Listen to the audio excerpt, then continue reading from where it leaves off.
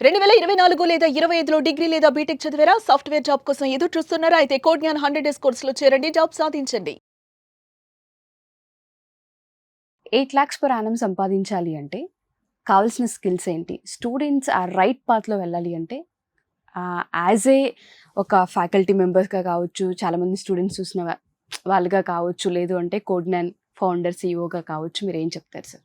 చాలామంది like 4 LPA, 5 LPA దగ్గరే target పెట్టుకొని అట్లా ఉంటారండి.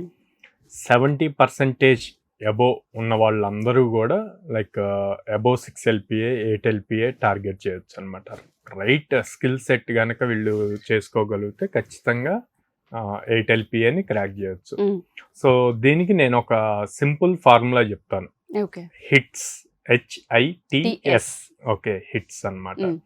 So first H for high demand స్కిల్స్ని చూడాలి.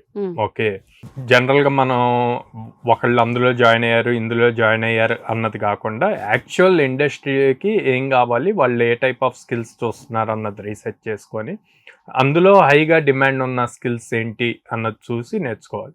ఇప్పుడు Python full stock, Java full stock, ఇవన్నీ బాగా ఫ్రెషర్ లెవెల్లో హైగా డిమాండ్ ఉన్న స్కిల్స్ అనమాట. ఇవి చూసి వాటిని రిలేటెడ్ కొంత ఎక్స్ప్లోర్ చేసి నేర్చుకోవాలి.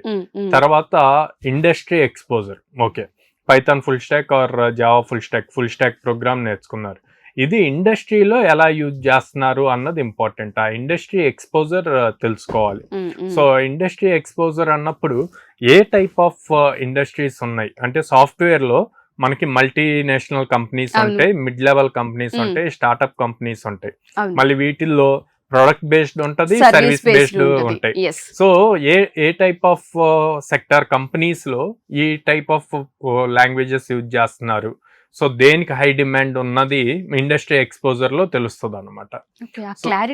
ఆ క్లారిటీ రావాలి.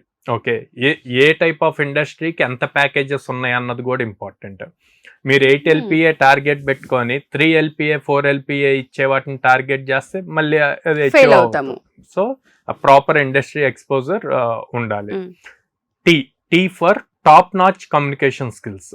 మీ ప్యాకేజ్ పెరుగుతున్న కొద్దీ మీ కమ్యూనికేషన్ స్కిల్స్ కూడా అలాగే ఉండాలి. ఎందుకు అంటే ప్యాకేజ్ ఎక్కువ ఎక్స్పెక్ట్ చేస్తున్నారంటే టాప్ లెవెల్ కంపెనీస్ ని ఎక్స్పెక్ట్ చేస్తున్నట్టు. సో అక్కడ టాప్ కంపెనీస్ లో అంతా కూడా గ్లోబల్ ప్రాజెక్ట్స్ ఉంటాయి. సో గ్లోబల్ ప్రాజెక్ట్స్ ఉన్నప్పుడు you need to communicate with your team members. ఆ టీమ్ మెంబర్స్ అందరూ ఒకే చోట ఉంటారు కదా. సో డిఫరెంట్ కంట్రీస్ నుంచి ఉంటారు, డిఫరెంట్ స్టేట్స్ నుంచి ఉంటారు. సో వాళ్ళతో ప్రాపర్ గా కమ్యూనికేషన్ చేయాలి అంటే గనక మీకు ఇంగ్లీష్ బాగా వచ్చి ఉండాలి. సో అది చాలా కీ రోల్ ప్లే చేస్తుందండి కమ్యూనికేషన్ స్కిల్స్ అన్నది. కానీ మనకి మోస్ట్ ఆఫ్ ద స్టూడెంట్ దాని మీద ఎక్కువ ఫోకస్ పెట్టారు. టెక్నికల్ గా స్ట్రాంగ్ ఉంటే చాలు అనుకుంటారు. అది రాంగ్ అనమాట. ఎందుకంటే నేను డైరెక్ట్ చూసాను కోడ్‌జ్ఞాన్ లో లాస్ట్ 3 years లో టెక్నికల్ గా కొంతవరకు ఉన్న కమ్యూనికేషన్ స్కిల్స్ బాగా ఉన్న వాళ్ళని ఎక్కువ మంది హైర్ చేశారు. సో ఎందుకు అంటే టీమ్ లోకి వచ్చి వాళ్ళు ప్రాపర్ గా క్లయింట్ తో కమ్యూనికేట్ చేయగలిగితే టెక్నికల్ స్కిల్స్ వర్క్ చేస్తూ నేర్చుకుంటారు. అట్లీస్ట్ బేసిక్స్ ఉన్నాయి కదా, ఓకే ఫైన్ అని చెప్పి చేస్తున్నారు అనమాట. And then S for strategy and targets.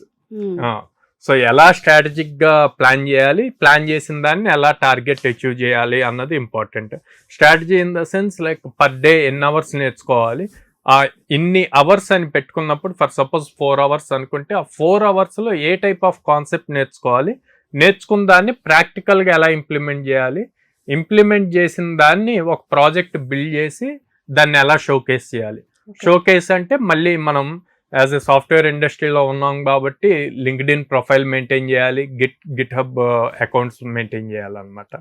So వాటిల్లో ఎలా చూపించాలి, ఎందుకంటే వీటిని తీసుకెళ్లి మళ్ళీ మనం రెజ్యూమ్ లో అప్డేట్ చేస్తాం. సో ఇలాగా ప్రాపర్ గా హిట్స్ ఫార్ములా గనక ఫాలో అయితే 8 ఎల్‌పీఏ అన్నది 70% అబోవ్ ఉన్న ప్రతి స్టూడెంట్ క్రాక్ చేయడానికి పాసిబుల్ అవుతుంది.